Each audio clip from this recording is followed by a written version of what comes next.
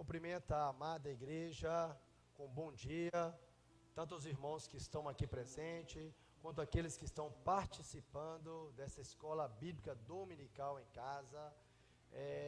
Cumprimentar também com a paz do Senhor Jesus.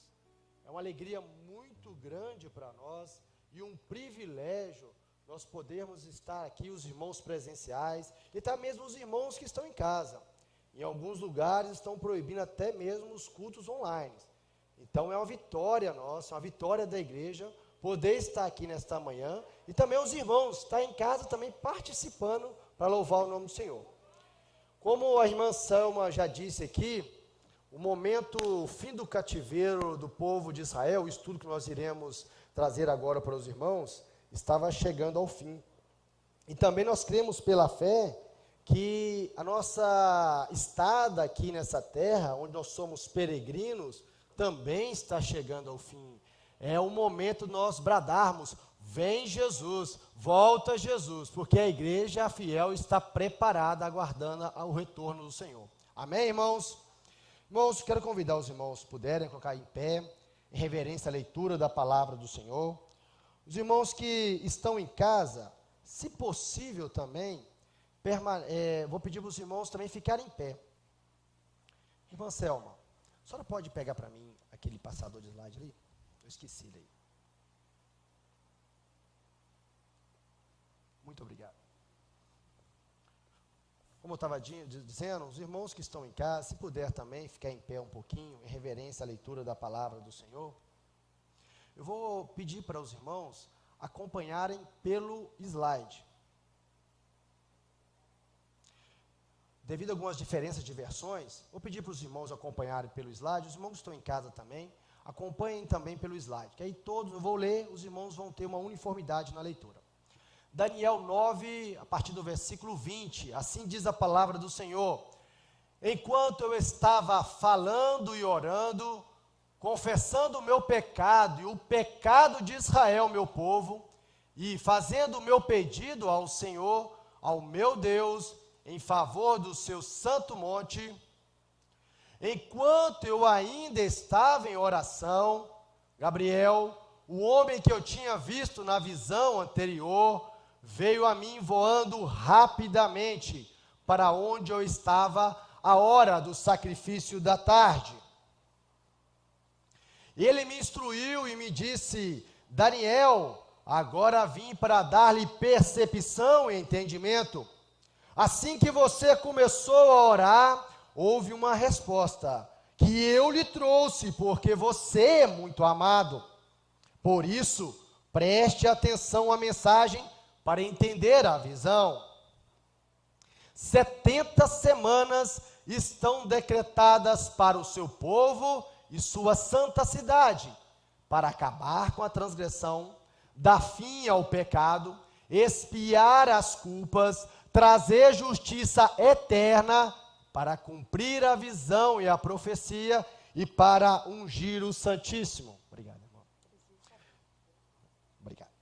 Saiba e entenda que a partir da promulgação do decreto, que manda restaurar e reconstruir Jerusalém, até que o ungido, o líder, venha, haverá 7 semanas e 62 semanas. Ela será reconstruída com ruas e muros, mas em tempos difíceis. Depois das 62 semanas, o ungido será morto, e já não haverá lugar para ele. A cidade e o lugar santo serão destruídos pelo povo do governante que virá. O fim virá como uma inundação. Guerras continuarão até o fim, e desolações foram decretadas. Com muitos ele fará uma aliança que durará 1 semana. No meio da semana ele dará fim ao sacrifício e à oferta, e numa ala do templo será colocado sacrilégio terrível, até que chegue sobre ele o fim que lhe está decretado. Amém. Vamos orar ao Senhor neste momento.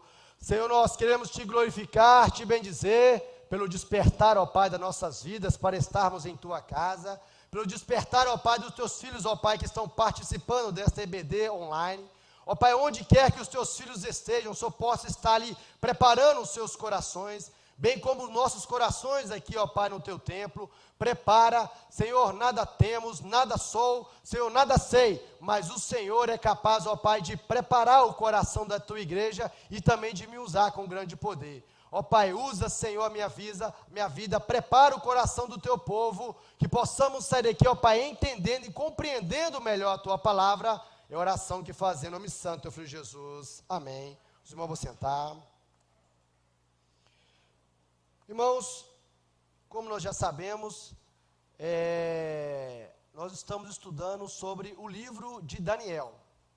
E dentro do livro de Daniel, o pastor Edson Guimarães já trouxe alguns estudos já. Estou tentando passar o slide, mas não estou conseguindo. Está tendo algum problema, hein, Juan? Mas, enquanto os irmãos vão tentando ali. Mas, irmãos, o pastor Edson já passou algumas partes do estudo já. É bem provável, irmãos, que eu vá falar algumas coisas aqui que o pastor Edson já disse. Eu peço um pouco da paciência dos irmãos, porque o estudo é uma coesão. Então nós estamos estudando aqui, o objetivo é estudar sobre as 70 semanas do livro de Daniel, mas na verdade nós iremos ver aqui que é o livro inteiro que nós estamos estudando. Irmãos, e quando nós lemos esse texto aqui, que foi a parte quando Daniel, ele tem a visão, o Senhor mostra para ele o futuro da nação de Israel, o que estava acontecendo. Daniel já estava aproximadamente com 60, 70 anos, ou talvez um pouquinho a mais. A irmã Selma, qualquer coisa pode me corrigir, viu, irmão? Pode fazer os apartes se for necessários. E nós vemos o seguinte, mas nós chegamos à seguinte conclusão, e eu acho interessante nós vermos voltar um pouquinho no estudo. O que levou o povo de Israel, que era uma nação eleita, um povo escolhido, ir por cativeiro? O que aconteceu? Deus não tinha feito uma aliança com Abraão? Deus não falou que a terra de Israel iria ser povoada? Que todos ali, aquela nação, iria viver naquela terra como aliança, como sinal de que Deus estava operando no meio do povo? O que aconteceu? Que o povo foi levado cativo para a Babilônia? Então, irmãos, nós vamos voltar um pouquinho aqui antes, em torno de 100 anos antes, desde Daniel ter essa visão, e vamos fazer uma rápida passagem. Irmãos, quando Daniel estava ali orando ao Senhor, coisa de 100 anos antes, ou seja, cerca de 2.600 anos atrás, o povo de Israel estava vivendo, talvez, um dos piores momentos de sua nação. Jerusalém estava vivendo um momento de imoralidade, de pecado, como antes não tinha vivido. E o Senhor começa a falar, a enviar mensagens, a dizer para o povo: olha, estou dando uma chance para vocês, consertem, sai dos seus maus caminhos, se entregue ao Senhor, se entregue a minha palavra, a minha mensagem. Mas o povo continuou rebelde. Nós vemos que a perversão chegou a níveis na esfera do governo. Os últimos reis de Israel fizeram o que era mal aos olhos do Senhor. E aqui, quando eu digo aos reis, eu quero dizer especificadamente aos reis de Jerusalém. A palavra nos conta até mesmo a história de Manassés, que talvez tenha sido o pior rei ali da nação de Israel e de Judá, em que ele leva o seu próprio filho recém-nascido e queima o fogo em adoração ao deus Moloque. Mas não era só os reis que estavam em perversão contra Deus. A palavra nos fala que os sacerdotes profanaram a casa de Deus. Irmãos, naquele tempo nós temos que ter a consciência que a maioria da população, a maioria esmagadora, a população era analfabeta. Os escribas, os sacerdotes, eles tinham a missão deles, era ensinar o povo a palavra de Deus. Eles tinham um compromisso de ler os textos, no caso aqui no tempo ainda era a lei, a Torá, os 5 primeiros livros da Bíblia que nós temos hoje. Eles tinham um compromisso de passar para o povo os mandamentos, as leis divinas.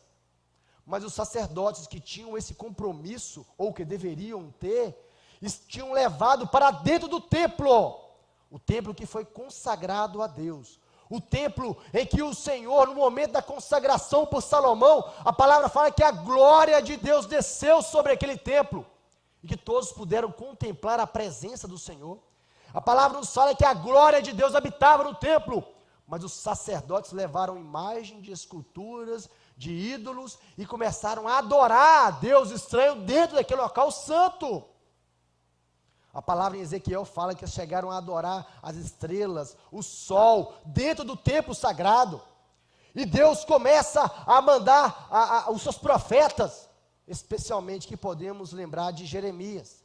Jeremias, com risco de vida, certa vez ele foi levar uma mensagem para o rei, eles o colocaram dentro de uma cisterna, não queriam ouvir a voz do Senhor, que estava falando por meio de Jeremias, e o profeta Jeremias começa a dizer, olha, Deus vai trazer juízo, Deus vai trazer castigo, mas o povo não deu ouvidos, o povo permaneceu rebelde à palavra do Senhor, aos profetas. A palavra chega que eles chegavam a mofar, ou seja, a zombar dos profetas. E quando um profeta vai levar a mensagem e alguém zomba dele, ele não está zombando daquele homem, ele está zombando do Deus poderoso. Deus falou assim, então, a minha aliança que eu fiz com vocês estão quebrando? Então eu vou ter que trazer juízo, porque a aliança, ela era clara nesse sentido. Irmão, só vou voltar um pouquinho aqui, tem um probleminha aqui no slide, que às vezes pela distância não consegue funcionar. Mas vamos voltar aqui mais um pouco. Isso, essa imagem. Os irmãos devem estar vendo uma imagem agora aí. Todos os irmãos também que estão em casa. Essa imagem aí, ela é bem impactante pela história que ela traz. É uma representação de um dos cultos às divindades pagãs. E eu acho interessante mostrar isso para os irmãos, porque os irmãos vão ver que isso acontece nos dias de hoje ainda. Essa divindade aí era considerada o deus Moloque. Essa divindade não foi criada nem inventada pelos judeus, não. Essa divindade já estava presente naquela terra antes mesmo do povo de judeus chegar àquela terra, antes mesmo de Israel chegar àquela terra. E a prática consistia no seguinte, ali nós estamos representados ali, ó, era uma estátua, pescoço para baixo era formato humano e a cabeça era formato de um bezerro. E o que acontecia? O pai levava, de preferência, seu filho do sexo masculino, recém-nascido, e no ventre dessa estátua havia ali um orifício, onde era colocado lenha, era colocado fogo, e essa criança era colocada ali no ventre daquela estátua para ser queimada viva. E enquanto ela era queimada viva, essa criança recém-nascido, era queimada viva, o povo ficava em volta louvando o deus Moloque, para que os pais, em alta voz, para que os pais não ouvissem os gritos desesperados daquela criança que estava sendo queimada. Deus falou, antes que o povo entrasse pela terra, Deus falou sobre isso com eles, Deus mandou aviso para eles. Lá em Levíticos 23, a palavra fala assim, e a tua descendência não darás nenhum para dedicar-se a Moloque, nem profanarás o nome do teu Deus, eu sou o Senhor. Ou seja, por falta de aviso, não foi. Antes do povo entrar na terra, Deus falou, olha, eu estou expulsando essas nações daqui, porque eles são pervertidos, eles cometem absurdos, eles sacrificam crianças, eles cometem atos de imoralidades sexuais, e vocês irão para essa terra para ser luz.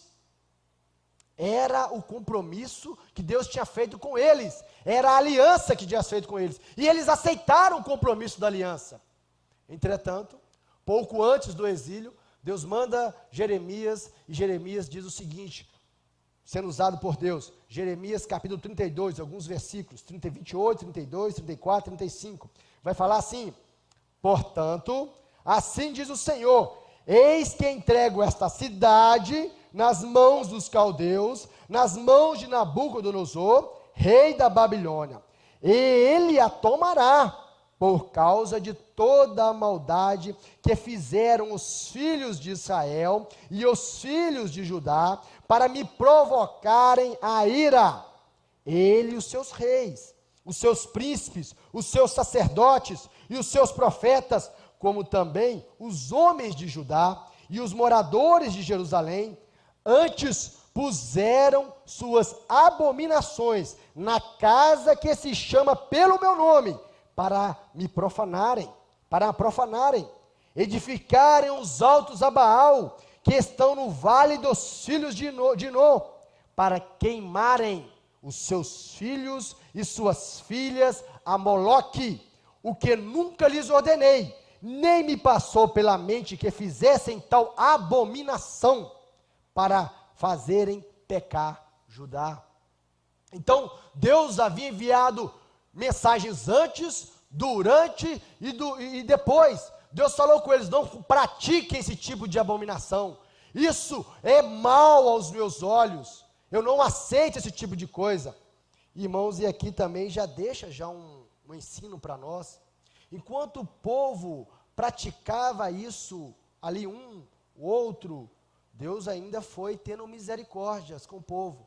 Mas a partir do momento que essa abominação chega a níveis governamentais, a ponto de um rei entregar o seu filho da linhagem real, da linhagem que viria trazer o Messias lá na frente, a um Deus desconhecido, a um ato bárbaro como esse, os sacerdotes começaram a profanar. Aí Deus fala: agora eu vou trazer juízo, agora é o momento do juízo. E aqui, irmãos, deixa um ensino para nós. Nós temos que estar o quê? Em constante oração pela nossa nação. Enquanto alguns aí estão praticando alguns atos, Deus ainda vai tendo misericórdia, e pela igreja Deus vai tendo paciência com o povo. Mas a partir do momento que isso chega a níveis governamentais, quando nós vemos um governo que está aí promovendo esse tipo de coisa, aí nós temos que tomar cuidado. Nós temos que tomar cuidado, porque Deus vai executar juízo. A adoração ao Deus Moloque tinha duas finalidades. Primeiro, para que trazesse bens materiais. Eles acreditavam que sacrificando os seus filhos a esse Deus, eles seriam prósperos, eles teriam dinheiro. Esse Deus Moloque ia trazer dinheiro para eles. E também, o outro objetivo era havia uma imoralidade sexual tremenda naquela época, no povo de Deus. Eles não sabiam quem era filho de quem, então se entregava, jogava então a Moloque. Hoje nós vemos em nível governamental, e agradecemos a Deus que no nosso país ainda não aconteceu isso, e pela fé nós cremos que não irá ser aprovado isso no nosso país, mães que por questões financeiras, pessoas, vou falar mães não, vou falar assim, até mesmo homens também que aprovam esse tipo de coisa, que por questões financeiras, ou até mesmo por uma questão de moralidade sexual, quer matar os seus filhos no ventre materno. Isso é algo abominável ao Senhor. E isso já era abominável naquele tempo. Naquele tempo. Isso aqui não é uma invenção, isso está na palavra. Então nós temos que clamar ao Senhor: Senhor, livra a nossa nação do sangue inocente. Livra a nossa nação de homens, de pessoas com esse coração mau, com esse coração perverso, para que o juízo do Senhor não caia sobre essa nação. Mas, irmãos, nós vemos que a desobediência traz o quê? O castigo. Deus faz uma aliança com o povo. Olha, se vocês me forem fiéis, eu trarei toda sorte de bênção. E a bênção não era somente a bênção financeira, a bênção da colheita, não, era a bênção na família. E no livro de Salmos nós vemos isso, o Senhor falando que ia abençoar a família, ia abençoar a descendência, que Israel seria a luz dos gentios. A aliança era clara. Mas se eles pecassem, se eles desobedecessem a ordem do Senhor, o castigo também faz parte da aliança. Por isso, irmãos, que o exílio do povo judeu fazia parte do compromisso. Vocês não pecaram, vocês não quiseram seguir aos falsos deuses, então vá servi-los lá na Babilônia. Vá ver como que é bom servir aos falsos deuses. Vá ver como que é bom fazer isso. E a palavra nos fala que, então, Zedequias, que foi o último rei de Jerusalém, o último rei da história de Jerusalém. Deus manda Jeremias, entrega para ele a profecia, ele recusa a profecia, ele teima contra o Senhor. Então Nabucodonosor vem, o adversário vem, o inimigo vem, cerca a cidade por quase 3 anos. E quando a fome já era intensa, as pessoas chegaram a comer os cadáveres que estavam ali, já em decomposição, Nabucodonosor consegue penetrar na cidade. Derrubou parte do muro de Jerusalém, penetra, Zedequias sai correndo, fugiu, abandonou a cidade, mas o adversário foi atrás dele, o exército foi atrás dele, prendeu Zedequias, levou Zedequias juntamente com os seus filhos para Nabucodonosor, e a última coisa que Zedequias viu foi os seus filhos serem degolados. Logo depois ele teve os seus olhos furados, vazados. Irmãos, quando o adversário chega, o ladrão chega, representado pelo adversário, ele tem 3 objetivos: matar, roubar e destruir. E foi o que aconteceu com Jerusalém. Jerusalém foi destruída, foi saqueada, foi roubada. Os bens que haviam ali no templo, que era adornado com ouro, os bens que estavam ali, os utensílios para adoração ao nosso Deus, eles retiraram. O adversário faz isso, ele retira do homem aquilo que o homem quer para adorar a Deus, para glorificar a Deus. Ele tira do homem o desejo do homem se colocar de joelho diante do seu Criador, porque o adversário quer isso. Mas, interessante, irmãos, que lá no capítulo 1 do livro de Daniel, há uma palavra lá, no versículo 2, fala assim: diz que o Senhor entregou Judá nas mãos de Nabucodonosor. E aqui também deixa um ensino para nós: nada acontece sem a permissão do Senhor.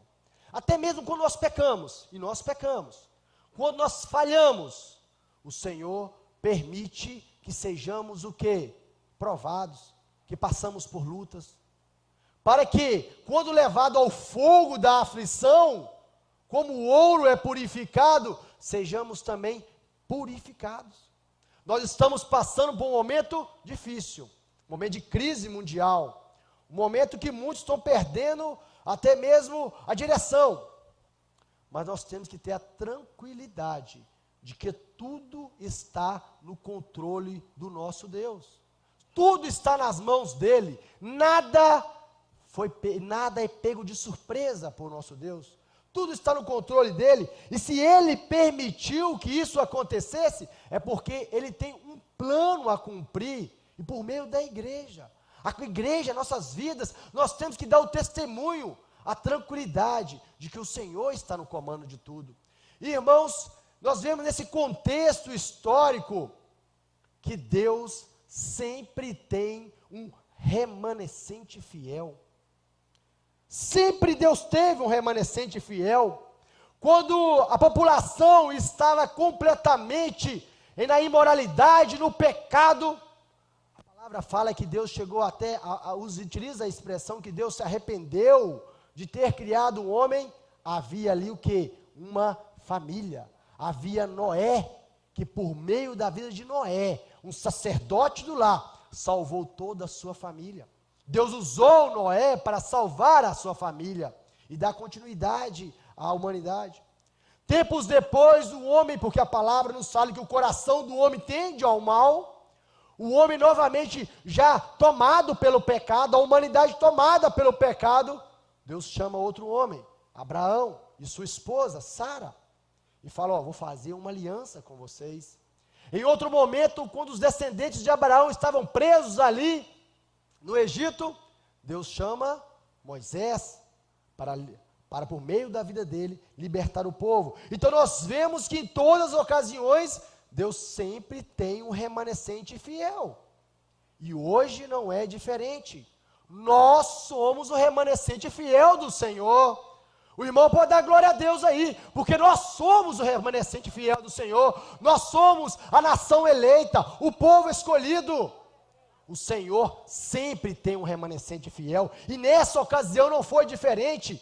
Nessa ocasião, Deus levanta Daniel, Ananias, Misael e Azarias, para que eles fossem o remanescente fiel lá na Babilônia, para que eles estivessem lá na Babilônia, fossem testemunhos vivos do poder de Deus.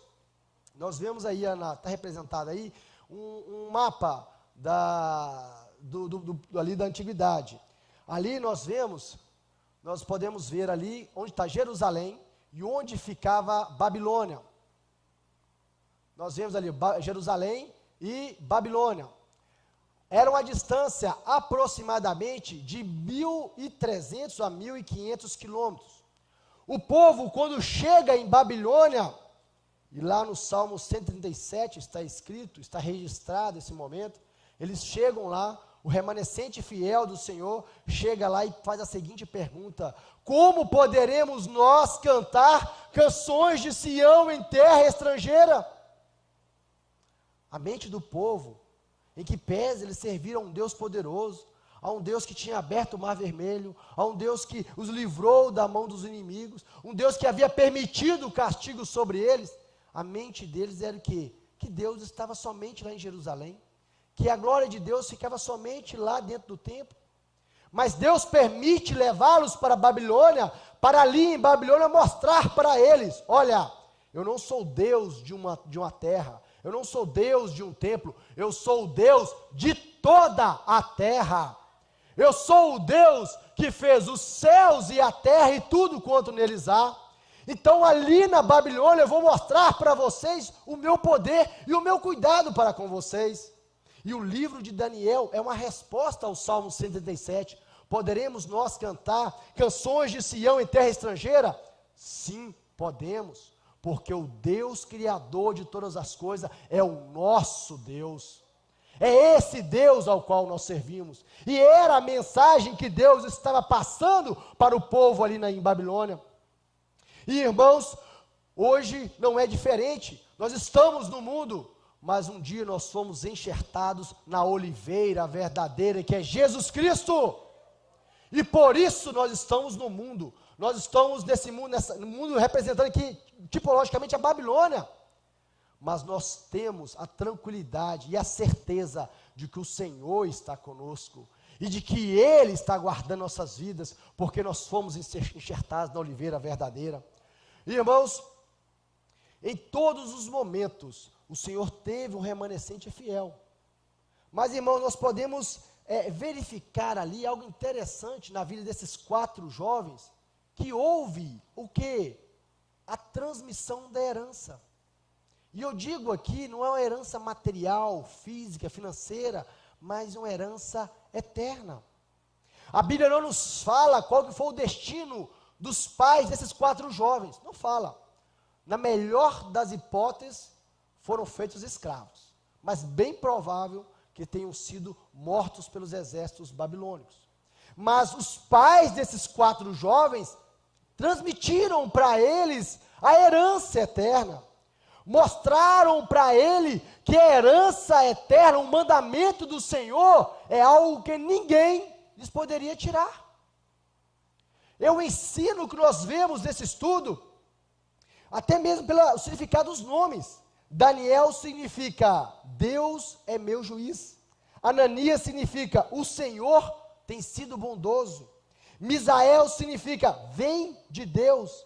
E Azarias significa o Senhor é o meu ajudador. Ou seja, os pais desses jovens conheciam o Deus verdadeiro. A nação estava passando por os piores momentos de sua história, espiritualmente. Estavam na imoralidade sexual, estavam se prostituindo a outros deuses, mas os pais desses 4 jovens se mantiveram fiéis e transmitiram a herança. Muitas vezes nós, pais, nos preocupamos em transmitir uma herança, um bem material, condição financeira para os nossos filhos, ou mesmo estudo. Eu digo por mim, a minha filha, eu não tenho condições de transmitir, de deixar bens para ela, mas eu preocupo em deixar uma educação, uma escola, uma faculdade, quem sabe. É louvável essa preocupação. Nós como pais somos certos, Mas a maior preocupação que nós temos que ter é de transmitir para os nossos filhos uma herança eterna. Para um dia que estivermos lá na glória, nossos filhos, a nossa descendência esteja conosco, adorando ao Deus Criador. A herança deste mundo, os bens materiais deste mundo, a traça, a ferrugem, vão consumir. Mas a herança eterna, a nossa alma ao lado do nosso Criador, jamais passará. Será um momento de alegria que nós teremos. E foi assim que Deus fez. Foi assim que os pais daqueles jovens fizeram. E fica aqui uma pergunta para nós, irmãos. Nós temos cultivado em nossos filhos raízes profundas do caráter cristão? Nós temos ensinado nossos filhos a conhecer a palavra? Ou temos apenas criado o costume neles de vir à igreja uma vez, 2 vezes na semana? Nós temos que transmitir para eles a palavra. E não adianta eu falar para minha filha que ela tem que orar. Não adianta eu falar para minha filha que ela tem que ler a palavra. Eu que tenho que dar o exemplo para ela. E às vezes é o mais difícil, não é mesmo, irmãos? Mas nós como pais temos esse compromisso. O primeiro e principal ministério que nós temos é o ministério dos nossos filhos, da nossa casa. Eles são a nossa descendência. A palavra fala que os filhos são a herança do Senhor. É a principal, a mais importante herança que nós temos são os nossos filhos. E, irmãos, esses jovens, eles tiveram um testemunho, uma palavra naquela nação idólatra. Os seus corpos estavam na Babilônia, mas os seus corações estavam lá em Jerusalém, lá no templo, adorando ao Senhor. Irmãos, e a Babilônia não era feia não, viu?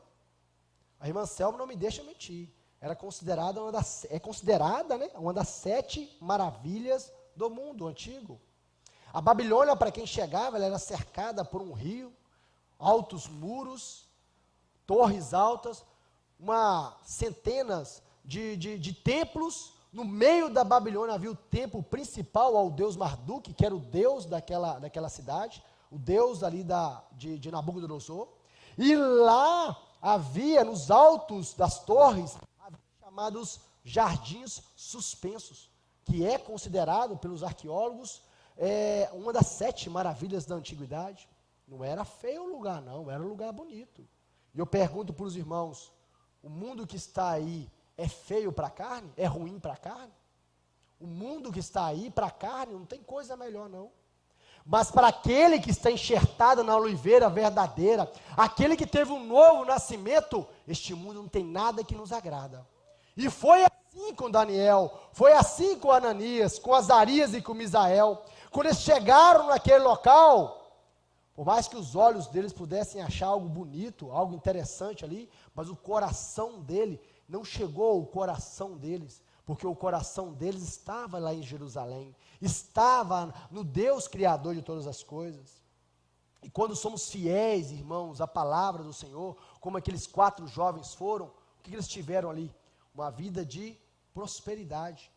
Eles eram escravos, eram cativos, mas podemos ver que eles ocuparam as principais posições em Babilônia. Irmã Selma, pode falar?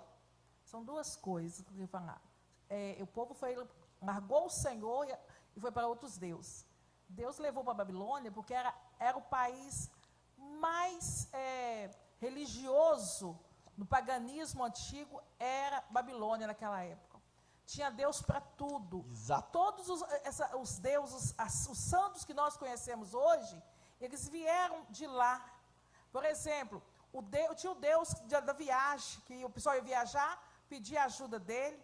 Havia o Deus que cuidava da pessoa para casar. A pessoa precisava do casamento, tinha esse Deus. É difícil guardar cima de Deus. Né? Tinha Deus para cuidar dos olhos, para cuidar da gravidez, para engravidar, para cuidar da gravidez, para o parto, para a morte. Então tinha Deus para tudo, tudo, tudo.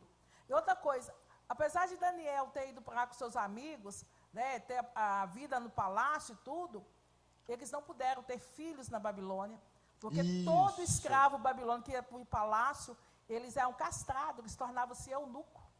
E Daniel, exatamente. por isso que a gente não vê falar da família de nenhum deles, porque era o costume. Se ia cuidar do harém do rei, tinha que ser eunuco. E Daniel Exato. estava lá. Babilônia tinha, eu não vou lembrar aqui exato quantas portas de entradas que tinham para a cidade, que a cidade era toda murada, mas cada porta era consagrada a um deus também. A Cada porta entrada era- principal era a deusa Ista ou Está. E era assim, tinha um dia, a consagração, como aqui no Brasil nós temos o dia de Aparecida, lá tinha o dia dessa deusa, e cada mulher da sociedade, ela recebia na sua casa homens de todas as espécies. Aquele dia, ela podia receber, por mais honesta que ela fosse, bem vista na Era o direito dela. Era o direito dela, porque ela estava prestando culto a essa entidade. Exato. E depois, muitas delas engravidavam, e nessa gravidez elas abortavam essas crianças, era colocado em potes, igual esses potes d'água da roça, né, que a gente, quando criança, teve na casa da gente, os fetos eram colocados, e que quando essa criança nascesse, era morta e colocada dentro desses potes, e eram enterrados em adoração à deusa Ista. Exato. Irmãos, e hoje a gente ouve essas histórias e pensa assim, nossa, ainda bem que a civilização evoluiu, né? Engano nosso. Hoje acontece isso todos os dias. E em alguns lugares é legalizado esse tipo de coisa, esse tipo de prática. Eu estava vendo, estudando algumas questões sobre isso, em um país, eles pegam os fetos, eles queimam os fetos, torram até virar pó, fazem pílulas e as pessoas tomam acreditando que ele vai trazer vitalidade para elas. Os grandes artistas da televisão fazem isso. Pois é. Então, assim, nós vemos assim que a imoralidade daquele tempo, a gente fala, a gente fica assim, abismado, nossa, como é que eu... Hoje acontece coisa pior, irmãos. Hoje é pior. Hoje é pior, infelizmente, porque hoje tem um consenso, tem uma lei que ampara, tem algo que fala que tem que fazer isso mesmo, que isso é o correto. Mas, enfim, dando continuidade aqui, irmã Selma, fique à vontade para fazer os apartes, tá ok? Quem quiser também, fique à vontade. Mas nós vemos aqui que o testemunho desses 4 jovens trouxeram grandes bênçãos para eles. E aqui nós deixamos aqui alguns ensinos para nós. Nós nascemos, irmãos, para adorar ao Deus que nos salvou onde quer que estejamos. Eles estavam em Babilônia, mas estavam adorando ao Senhor. Nós temos o compromisso de onde quer que estejamos. Nós estamos na Babilônia, mas às vezes a gente está lá na faculdade, que é um lugar difícil. Nós estamos, às vezes, no trabalho, meio de ímpios, nós temos o compromisso de dar testemunhos da nossa fé. Nós temos que ter amigos que nos chamem para orar. Daniel, quando veio a ordem para matar todo mundo, ele tinha amigos que ele pôde chamar para orar, para consagrar, para pagar um preço, para dar vitória. E outra coisa, e fica aqui especialmente para os jovens, as nossas escolhas atuais vão impactar o resto de nossas vidas. Então, o Senhor perdoa o pecado, mas a consequência do pecado é um problema nosso. O Senhor é misericordioso, restaura, renova, dá vida, mas a consequência do pecado é um problema nosso. Então, quando Daniel, Ananias, Azarias e Misael se dispuseram a servir o Senhor os honrou com o quê? Os principais lugares no reino. E eram o quê? Considerados escravos. Eles eram considerados escravos, mas na verdade eles estavam ali para abençoar aquela nação, em que pese aquela nação ser uma nação idólatra.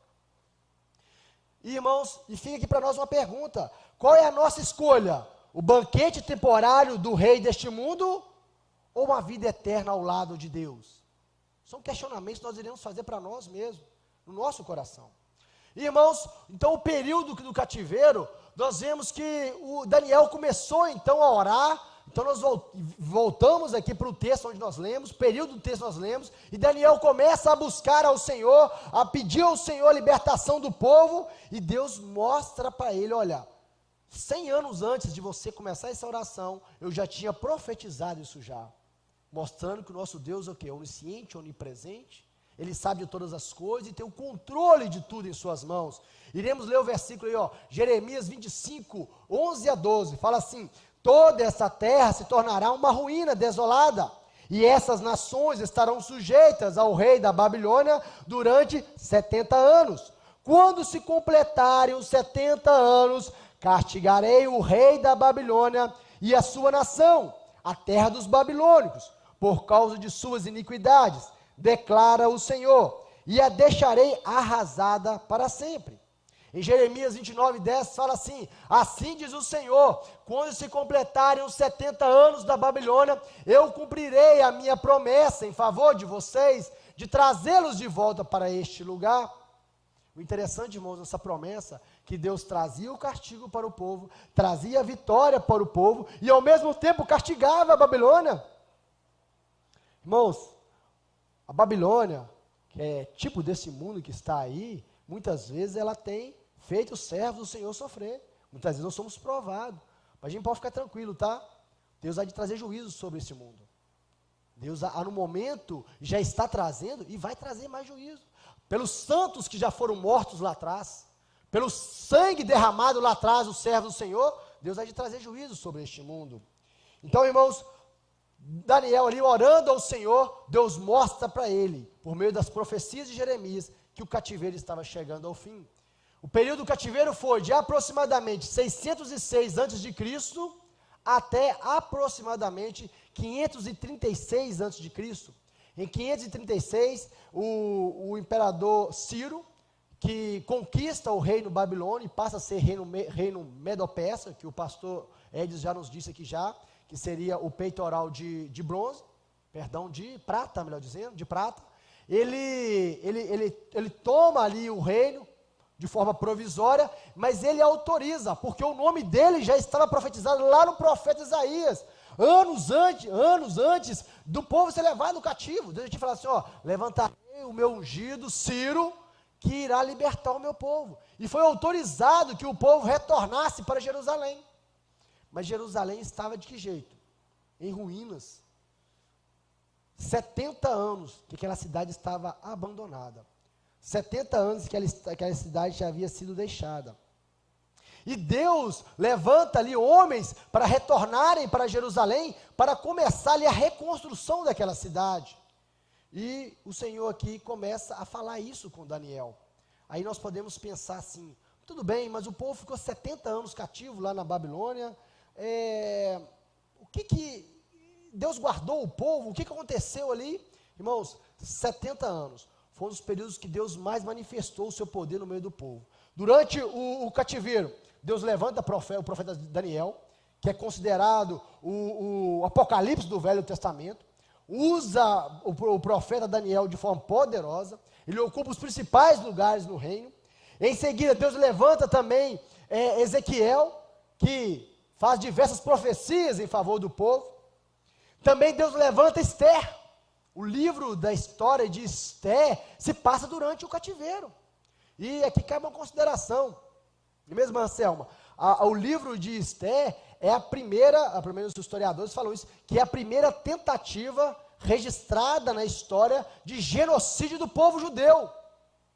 Eles queriam matar todos os judeus, mas Deus levanta o quê? Esther, que tipologicamente, podemos falar que é tipo de Jesus Cristo, que é levantada ali para o quê?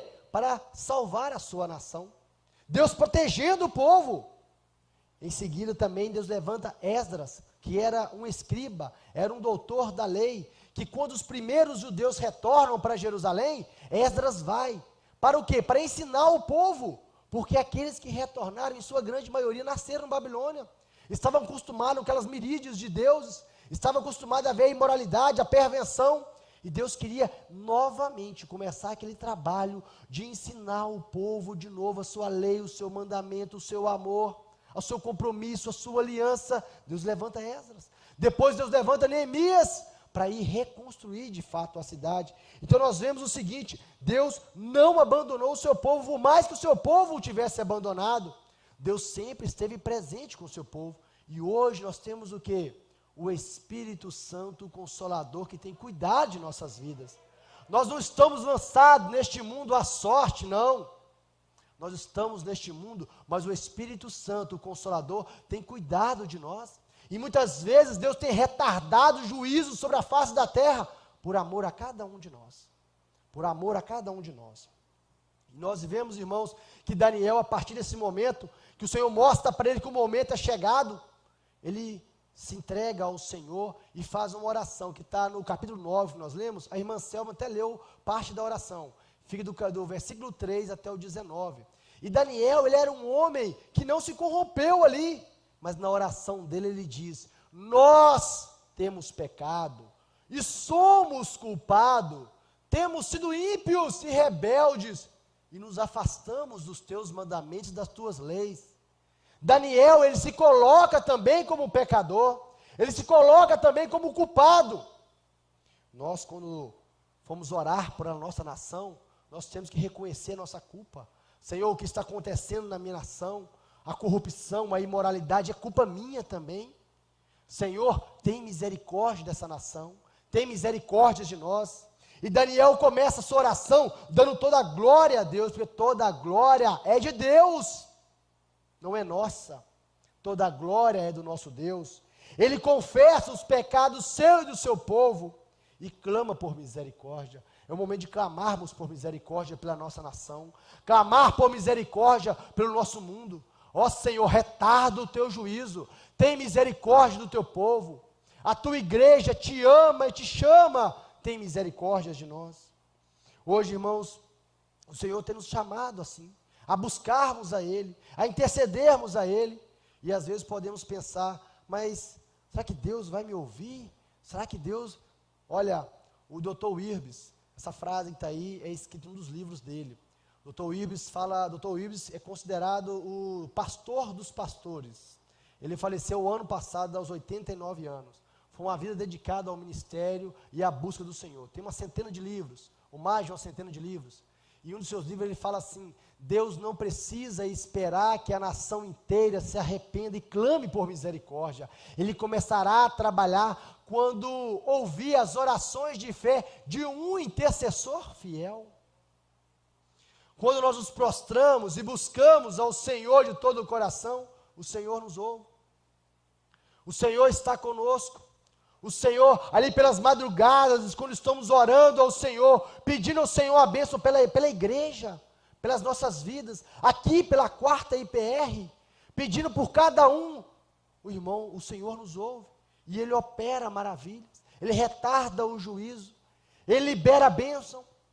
E esse momento de crise, irmão, que nós estamos passando, momento de que muitos estão desesperados, nós temos a tranquilidade, que tudo isso vai até onde o Senhor permitir, até onde o Senhor permitir.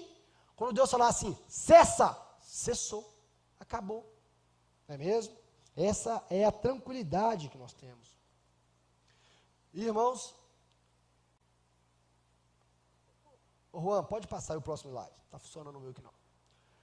Então, irmãos, aqui quando Daniel busca o Senhor vem e mostra para ele. Aqui nós vamos reler novamente o versículo que nós lemos, sobre as 70 semanas.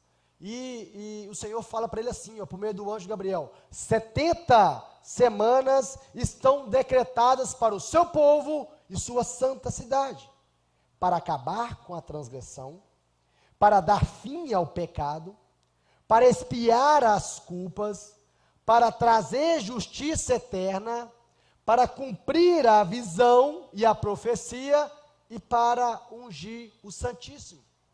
Ou seja, Deus mostra para Daniel que tudo aquilo que estava acontecendo estava no plano divino de Deus. Deus já tinha traçado um plano e tinha colocado um tempo. Há tempo para todas as coisas. Há tempo para tudo debaixo dos céus. E quem controla esse tempo não sou eu, não é o irmão, é Deus. É Deus que controla isso. E Daniel ali aflito no seu coração, será que Deus nos abandonou? Será que a nação vai ficar aqui em Babilônia? Até quando? Deus fala, não, tem um tempo. E são 70 semanas que eu determinei para o meu povo. Irmãos, quando Deus mostra isso para Daniel, então ele tem uma visão do futuro. Mas não é o futuro daqui a uns anos, não. Além de Deus mostrar para ele daqui a uns anos, Deus mostra para ele o futuro da humanidade. Mostra tudo para ele. E fala com ele, olha, 70 semanas estão decretadas.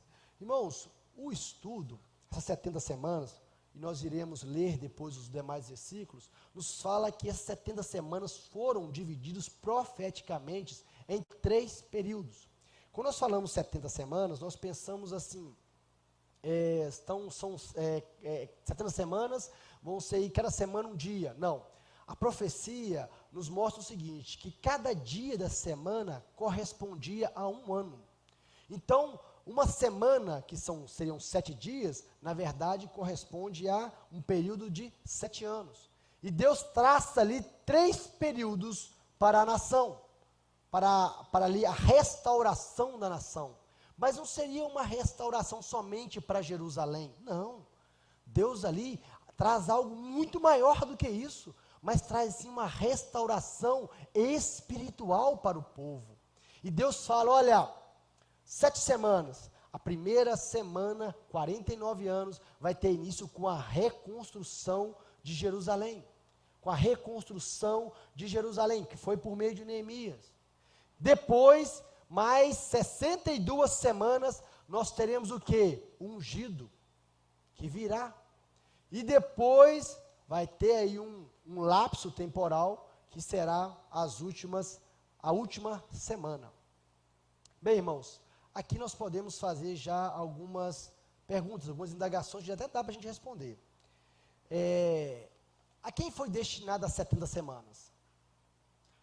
Quais são os objetivos das 70 semanas? Dá para a gente responder só no versículo que nós lemos. E a última pergunta, que vai ficar aqui para os nossos corações, e nós iremos com os irmãos responder na próxima semana, diz assim, quem pode cumprir os objetivos das 70 semanas? Há um tempo determinado, mas esse tempo não é por acaso, há objetivos que devem ser cumpridos, há momentos que devem acontecer, e os irmãos podem perguntar assim, mas por que Deus faria isso? Irmãos, o Senhor nosso Deus, Ele é poderoso, Ele poderia ter retirado o povo do Egito de uma vez, mas Deus quis mostrar o seu poder ao seu povo, para dar experiência ao seu povo, por meio das 10 pragas do Egito. E hoje Deus também faz isso conosco, Ele quer mostrar para nós o seu poder, a sua glória. Irmã Céu, por favor. Tira o povo do Egito, ficam 40 anos no deserto, é justamente para que o povo, Deus mostrasse o seu poder e que o povo conhecesse a Deus. Exato. O povo precisava conhecer o Deus que é o pão da vida, o Deus da maná, a água da vida, né? O Deus que cura, Jeová Rafá, é o Deus que é a nossa bandeira, que vai na nossa frente, que batalha.